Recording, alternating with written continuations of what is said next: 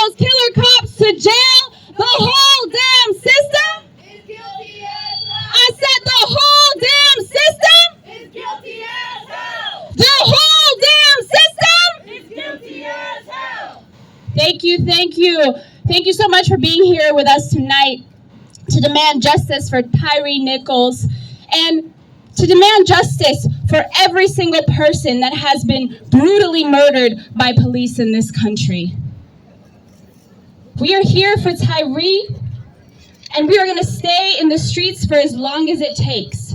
For Tyre to see justice, for his family to see justice, but for all the victims of this racist police brutality. Because this year, or just last year, we saw the highest rates of police killing in this country. We're not going to tolerate it. In 2020, we took the streets and we stayed in the streets. We led an uprising. Millions of people in this country led an uprising. And we are going to do what it takes to not only earn justice, win justice for all the victims of police brutality, but to make sure that this brutality comes to an end once and for all. That mass incarceration comes to an end once and for all. We are going to make our uprising into a revolution so that we know what it means to feel safe, to live in a true democracy, to have justice and peace.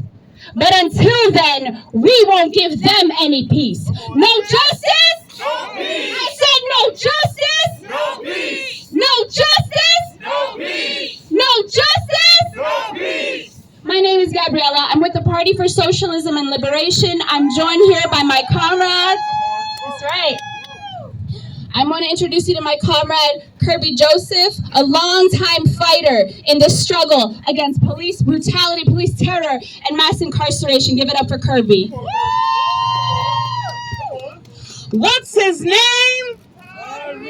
What's his name? What's his name? Say his name. What's his name? Say his name. Say his name. Say his name. We're here to say that New York is Memphis. Am I right? We're here to say that we are all Tyre. Am I right? Every 28 hours in this country, a black or brown person is killed by a police officer or a racist vigilante. Every 28 hours. That means that there is a Tyre that died last night. That means there's a Tyre that will be killed tonight that we don't know about. Tyre was 250 feet from his home.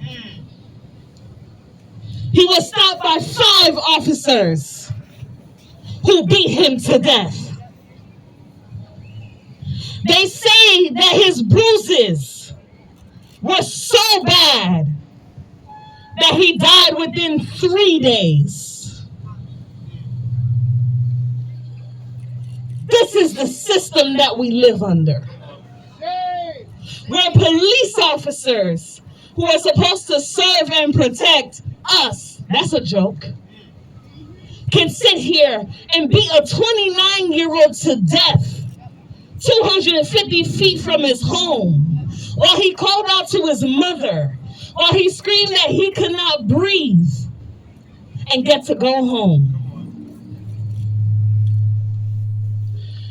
There are people who want to say that these officers are scapegoats. There are people that want to bring in the race of these officers. I want to drop some education on y'all. Can I do that? Can we talk? Once a person puts on that police uniform, they are blue. And they identify as blue. These 5 men thought that because they were police officers, they would get away with murdering a man that was on his way home. Because that's what happens within this system. That you can be on your way to work. You can be on your way home. You can be a child playing in a park like Tamir Rice. and not make it back home because of a police officer. And these are police officers, some of them that were arrested, who had records of harming other people. One of the police officers that helped kill Tyree was a former correctional officer that actually beat an inmate unconscious in his cell. And yet he got to wear a badge and get paid through tax dollars from folks in Memphis and kill Tyree. This is not an isolated incident. As I said, every 28 hours this happens. So what do we have to do? What do we have to do? What do we have to do? We are considered second-class citizens in this country. To the point that a police officer, if they're having a bad day, can choose to take away your life. Is that okay? No! Is that all right? No! There should be no Tyrees ever. We demand justice for Tyree. We demand justice for all victims of police brutality. Whether we know their names or not, whether their case makes the newspaper or not, whether you see their video on Instagram or not, we are here to say that we want police brutality gone. We are here to say that all agents of the state that allow harm to happen to our communities should be gone. Police officers are weapons against our communities. Whether they use a gun, a taser, a baton, or their hands. No one deserves to die like Tyree did. No one. Come on. Beaten to death by somebody that you pay to serve your community.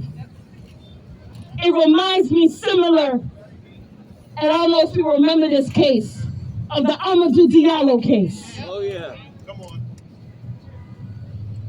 A young man who was in front of his home and went to pull out his wallet to show who he was and was shot over 41 times. What are we talking about here?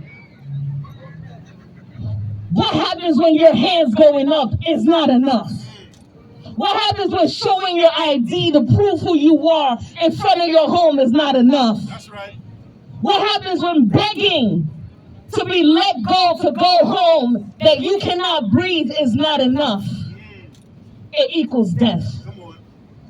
And we're here to fight against death. Come on. We're here to fight for life. All right. People want to call us troublemakers because we're here tonight. People want to say that we're provoking because we're here tonight. People want to say that we have no right to be here tonight. But if you're an organizer, you fight for life. You have every right to be here tonight. You have every right to fight against police brutality anytime you want to. Does it stop here? No! Does it stop here? No! Does it stop here? No! What's his name? Tyree! What's his name? Tyree! Say his name. Tyree! What's his name? Tyree! Are we Tyree? Yes! Are we Tyree? Yes! Are we Tyree? Yes! Do we want to see any more Tyrees? No! We have to end police terror everywhere. Come on. The war against terror is not overseas. It's right here at home. But I'm here with some warriors tonight. Am I right? All right. Am I here with some fighters tonight? Am I right? Now, we're not going to keep you here for too long. Come. We're here to co-MC this rally, and folks are going to get on their way. It's cold outside, but oppression seems to happen no matter what season it is. First speaker that we're going to have come on is Eugene Puryear. He wasn't ready, but hey. Eugene is a longtime Organizer, Howard University graduates. Okay? Organized through the Gina 6 struggle. Uh-oh. I don't know if y'all remember that. No ageism, no ageism. Eugene currently is a leader within Breakthrough News, and he's going to talk to us about this struggle. Please give Eugene a warm round of applause. Eugene, what's your last name? Peryear. My last name is Peryear, P-U-R-Y-E-A-R. Thank you. Well, thank you, Kirby and Gabby, and thank you to everybody who has gathered here today to say we are unwilling to go silently into the night at another brutal police assassination. And that's what we have to call it. There are so many attempts to turn it into something it's not. Some people will see the signs and say police terror and say that sounds like too much. But they're killing over 1,000 people every single year. What else should you call it? It's brutality. Yes, it's brutal, but it's more than brutality. I mean, I can beat you up and that's brutal, but when I kill you, when I end your life and I do it systematically, thousands of people or over 1,000 people a year for decades, mainly and disproportionately Black, disproportionately Indigenous, disproportionately almost overwhelmingly poor and working class, that's too targeted to be an accident. It's too narrow and predictable to be an accident. It's direct, it's deliberate, and it's visited on certain communities to make a point. The point is, we are in charge. If you live in a certain place, if you go to a certain place, you don't have the right to live if we don't say so. And a lot of people saying, well, what about the race of the police officers? And I'm glad that it's coming up because it's raising a key issue. Now, we know that racism is a key root of police terror in America, but it's deeper than that. It's systemic. It's capitalism. It's a world that says that we as a government and the billionaires who back the government are going to systematically deprive, redline, destroy, and marginalize certain communities. And then the social fallout of that induced, created crisis has to be controlled in some way from their point of view. So just like trying to hold a lid on a boiling pot, they put the police in oppressed working class communities and they say, don't let those people get out of line. And if they do, beat them. And if you can't control them, kill them. And you know what we'll do? We'll make sure that nothing ever happens to you. And think about where we are now when you see that these officers have been fired and indicted and this, that, and the third, what it had to take to even get to this level of recognition in mainstream America. They had to burn down the 3rd precinct in Minneapolis. 20 million people had to, or however many it was, the New York Times is here, they can tell me they did the study. 20 million people coming out in the year 2020. Ferguson, Baltimore, Minneapolis, Milwaukee, all the places we've seen go up over and over again. The millions on the street. 20,000 people arrested in just, I believe, 6 weeks in the summer of 2020. It took all of that just to get a basic recognition of the humanity of those who are murdered by the police for no reason at all in this country, and that is not right. So we're here tonight to remember Tyre Nichols and all those who have been victims of police terror. And when even the police chief says that this is heinous, that should tell you something. So I want all of us here to recommit ourselves because it's obviously not a one-day, one-night fight. It's maybe not even a one-year fight. A lot of us, we've been fighting for 10, 15 years and we're still out there. But now is the time to stop with the half measures. And you're going to hear from every politician out there. Well, you know, It is true, we got to deal with, other issues, mental health and poverty and all of that, but we'll get to that. It's been time to get to that. When you say the root causes, that's what causes the problem. So why would you not try to uproot the problem right at the moment it becomes an issue? It's a distraction because they know to go to the root of the problem is to go to that crisis they created, the poverty they created, the homelessness, the generational trauma, all of the things that they are policing or trying to control that lead to this murderous reality. They don't want it to change because it's going okay for them. If you're with the Partnership for New York, you feel good about the police having a strong arm. Because you say, well, that's good for tourism. You feel good about the police being able to kill with impunity because that makes it easier to push people out in gentrified communities. So there's some people who benefit from police terrorism.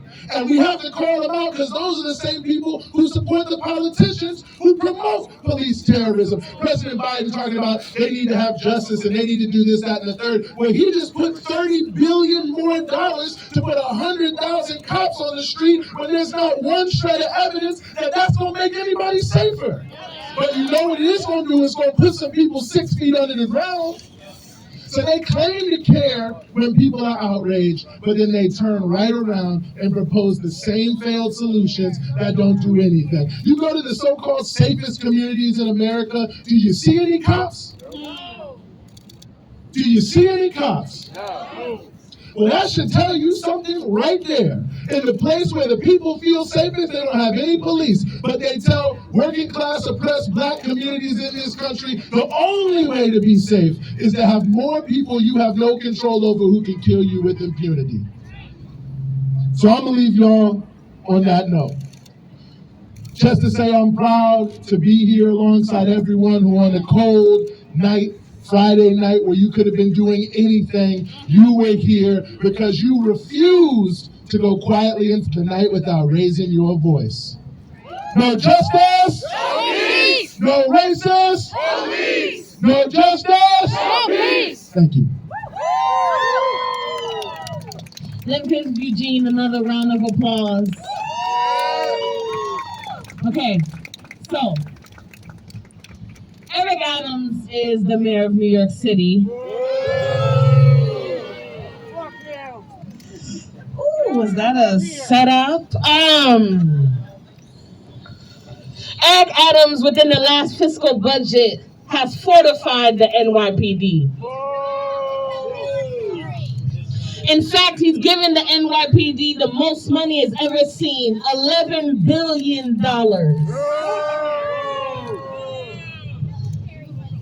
Eric Adams also found $82 more million to give to the NYPD. Yet, there's a houseless issue. Yet, there's an education issue. Yet, there's a healthcare issue. Yet, there's lack of job creation. But there's $82 million for more NYPD fortification. Now I'm going to bring out Carla Reyes. Carla is a public school teacher. Carla is an organizer within the UFC. Where your unions at? Where the union organizers at? And Carla's going to talk to us more about Eric Adams' strategy, because it's not the people's strategy. Let's give Carla a round of applause. Thank you, Kirby. I just want to say that I learned a lot about organizing against police brutality from Kirby when we used to go to the pink houses to organize when Akai Gurley was murdered in 2014. So I just want to say that. But I also want to say that I'm sure you all got the notification on your phones that the video was released. Yeah. I could not watch it because we're here. It's also about 4 segments in an hour total. So not only do they wait to release this when we know it was heinous, ruthless, merciless, dehumanizing, But then they make us sit through it for an hour when we know what they did. They murdered a 29-year-old black man, father of a 4-year-old, in cold blood. Now, I've been a teacher for 11 years in New York City public schools, but all over, East Harlem, Brooklyn, and I've taught high school, I've taught middle school. I taught when they killed Mike Brown. I was a teacher when they killed Alton Sterling. And I was a teacher when they murdered Philando Castile, Breonna Taylor. And every single year, as a new batch of students, I have to explain why the police hate them. Because New York City is the most segregated public school system in the country. So if you're teaching in public schools, you're only teaching black and brown students. And they know they have walking targets on their back. Because they see the police in the subway stations, they see the police on the corner, especially if you live in public housing. And especially if you live in Brooklyn, the Bronx, Staten Island, Queens, and Harlem. That's where I live, so shout out to Harlem. Uptown, I heard you. But I say all this because we know the consequences of over-policing here in New York. Adams is a cop. Cop. And he came in on the wave of all these Democratic mayors saying, oh, we're going to defund the police. Did they keep up to their promises? No. Across the country, but definitely not here in New York. If anything, they are cutting everything across the board. I know the retirees are fighting for their health care. They are, yep. Shout out to the retirees. Can't wait to retire. We see that the public housing, right, they keep on saying, here's some hot plates because we're going to fix this elevator. So we're going to cut electricity for 6 months. Shame. They say, oh, the MTA prices are going to go up. Well, there's a fiscal crisis and we got to cut the education budgets. But they don't stop charter schools from coming in. Right? They don't stop from selling the public goods that we have. And so I bring up Adams because he's the perfect example of how the politicians lie to us. They use our energy. They see that we're angry and they say, well, march today with us, but tomorrow vote for us. We promise we have the solution. They do not have the solution. Because here we are again. And I'm not going to sit here year after year and tell my students, oh, you know what, just believe in the system. It'll work itself out. Oh, it's just a few bad apples. No, there are no good cops in a racist system. And I don't care what color they are. No good cops in a racist system. So we're out here because we gotta hold these politicians accountable. We're going to continue organizing. We're going to continue hitting the streets. We're going to bring more and more people, connect all of our struggles to say we're going to put an end to this racist police violence because that's where it starts. Black folks, all the inequalities are just compounded. And so it's up to us to stand in solidarity, connect the struggles, make the movement bigger, but make at its core that we're fighting racism, we're fighting inequality, and we want to create a new system that puts people's needs first. So thank you so much for coming out, and thank you for joining us out here. I'd love to connect more. So if you want to talk, there's a few of us that have like flyers and sign-up sheets. I'm walking around with a smile. So if you want to talk, let's talk. Thank you. You know, Carla just brought up struggles from 2014. I was like, ouch. Been marching for a long time against police brutality. Now, we have a family member here. They don't want to speak, but I want to acknowledge them. His name is Joshua Lopez. His uncle was John Collado. Now I want to tell you about John Collado. John Collado was killed by the NYPD in Washington Heights in 2011. John Collado was a community member that was considered a good Samaritan. Everybody knew him in the neighborhood. There was a fight that broke out between an undercover police officer and a community member. An elder went up to John and said, "We need your help." John just went downstairs to buy stuff to make dinner for his family. John went to de-escalate the situation, not knowing that he was talking to an undercover police officer, who then pulled out his gun and shot John and left him to bleed out in the street. When we talk about police brutality, we're not talking about verbal abuse. We wish it was just that. We're talking about people who are tasering people to death. A police taser can make a horse's knees buckle. We're talking about folks who are pulling triggers, reloading their gun, and shooting again. When we did the Akai Gurley case, we found out that an NYPD pistol needs double the amount of pressure to fire. You can drop an NYPD gun on the floor, it will not go off. We're talking about people who are reloading their guns over and over to kill our community members. Family members are becoming members of a club that they did not ask to be a part of. They are becoming organizers overnight because their family members are being stolen. And it happens every day, no matter the age of these victims. We don't want any more victims of police violence. We are over it. We are done. We are done with state violence in our communities. We are done. We are done with institutionalized racist spaces in our communities. We are done. We are done with police in our schools. We are done with police in our hospitals. We are done with police doing illegal vertical patrols in the poorest neighborhoods in the city. While people's homes are crumbling, but there's enough money to pay police to shoot somebody in their own hallway. We are tired.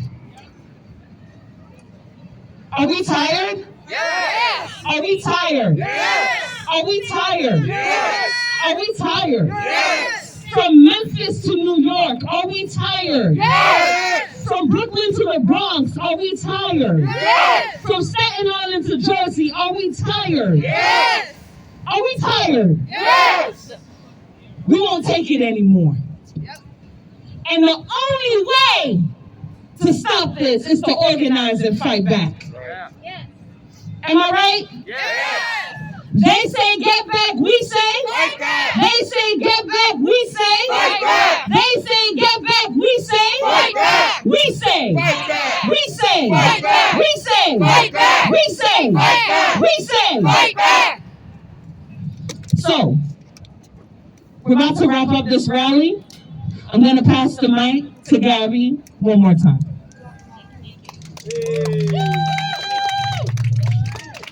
Thank you, Kirby. I want to point something out since we are talking about lineage and we are talking about history tonight. I became radicalized because of police brutality, because of the murder of Trayvon Martin. I mourned, and then I found an organization to join. I mourned, and then I decided to study, to unite with other people, to get organized. I became a socialist because of that struggle. Because I was tired of people telling me it's one or two bad apples, and yet we see it every day. This violence is systemic, and it's all around us, and it is part of the training that they get It is part of the orientation that they have towards the people. Protect and serve really means protect and serve the interests of the ruling class. And when I realized that, I realized it wasn't enough just to go to a protest here and there. I realized it wasn't enough to convince myself that someday these politicians would find it in their heart to change their ways. That maybe we could elect someone who would do right by us. That maybe, just maybe, change would come. It's not going to come on its own, and it's not going to come because of them. It's going to come because of us. I joined the PSL because of this struggle. I learned with Carla, with Kirby, with Eugene. And I urge all of you to, before you leave here today, you need to think about what comes next. How are we going to stay in the streets for Tyree? How are we going to stay in the streets for the 98% of people who have yet to see justice for a police murder? 98%. This will only end if we make it end. So it's good to see you here tonight. I'm proud to see you here tonight. But I want to see you tomorrow and the next day and the next day and the next day. I want you to get organized because we are fighting up against a system. We're not fighting against 5 officers. We're not fighting against the MPD or the NYPD. We're fighting against the entire system that empowers them and enables them to commit these acts of violence in the first place. There are murderers walking free in our community. There are murderers on payroll, getting paid through our tax dollars. Enough is enough. I'm not tired. I'm outraged. I'm not tired. I'm angry. And I know you're feeling it too. And we need to channel that energy and convert it into action. The media is going to talk about how they want us not to commit acts of violence tonight. How they're talking about our violence. They're not talking about the violence of a man who was, for 5 men who brutalized someone for an hour before murdering him. That's the violence we're here to talk about, and that's the violence we're here to fight against. So again, Kirby said it, I'm going to say it again. Join us in this fight because it is a long fight. We were in the streets for Trayvon. We were in the streets for Eric. We were in the streets for Akai. We were in the streets for Sandra.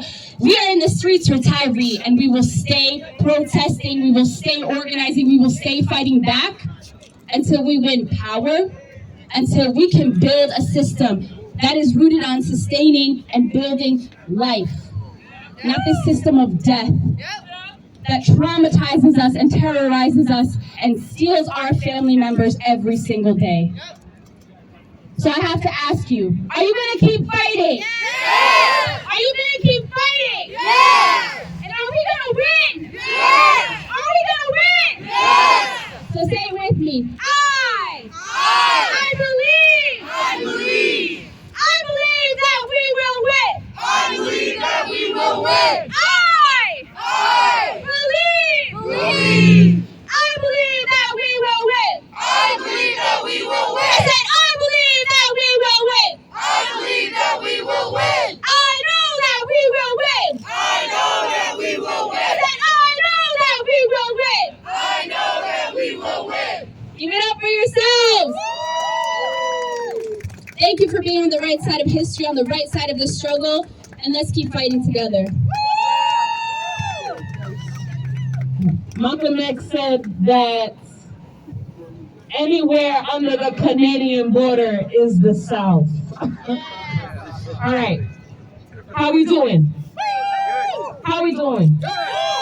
Are we fired up for Tyree? Are we fired up against this system? Are we fired up against police brutality and police violence? Okay. So, we're going to start moving soon. Okay. I just wanted to get the cosign. I've been looking to get the cosign. Okay. Last thing I want to say to everyone here. It is our duty to fight for our freedom. It is our duty to fight for our freedom. It is our duty to win. It is our duty to win. We must love and support each other. We must love and support each other. We have nothing to lose but our chains. We have nothing to lose but our chains. We are all Tyree. We are all Tyree. We are all Tyree. We are all Tyree. We are all Tyree. We are all Tyree. And I'm saying this because in order to end this type of systematic oppression and community repression, we must know that we are all Tyree. We have to feel it in our bones because it's going to happen again until we end it. Because it's not going to be based on their good consciousness. They're not going to wake up and say, you know what? Let's stop doing this. That's not what's going to happen. We are all Tyree. We are all Tyree. We are all Tyree. We are all Tyree. What's his name? Tyree. What's his name? Tyree. What's his name? Tyree. Say his name. Tyree. What's his name? Tyree. Say his name. Tyree. What's his name? Tyree. Say his name. Tyree. Banner up, banner up. What's his name? Tyree. Say his name. Tyree. What's his name? Tyree. Say his name. Tyree. Can I get chant leaders to the mic? Can I get chant leaders to the mic? What's his name? Tyree. Say his name. Tyree. What's his name? Tyree. Say his name. Tyree. What's his name? Tyree. Say his name. Tyree. What's his name? Tyree. Say his name. Tyree. The struggle doesn't stop here. No matter how peaceful we are, they'll say that we're causing trouble. No matter how calm we are, they say we're provoking. But the thing about police violence is that the people are always on the receiving end of their violence. Tyree was on his way home, and he was beat up by 5 officers. What's his name? Tyree. Say his name. Tyree. What's his name? Tyree. Say his name. Tyree Nichols. We're going to be out here every day for Tyree. Because we want justice. No justice. No peace. We say no justice. No peace. No justice. No peace. We say no justice. No peace. Can we get the banner to the front? Carla, can you direct?